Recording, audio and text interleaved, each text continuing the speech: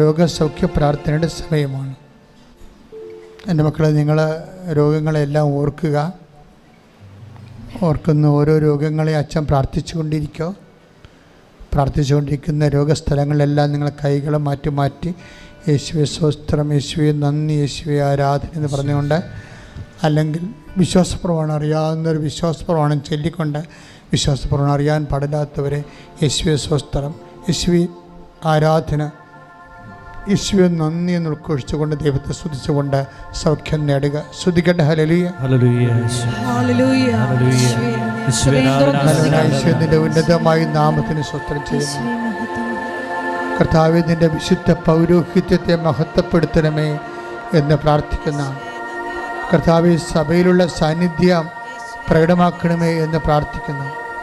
ദൈവത്തിൻ്റെ കരുണ മക്കളിലേക്ക് ആവശ്യിക്കട്ടെ. കർത്താവിൻ്റെ കരുണ മക്കളിലേക്ക്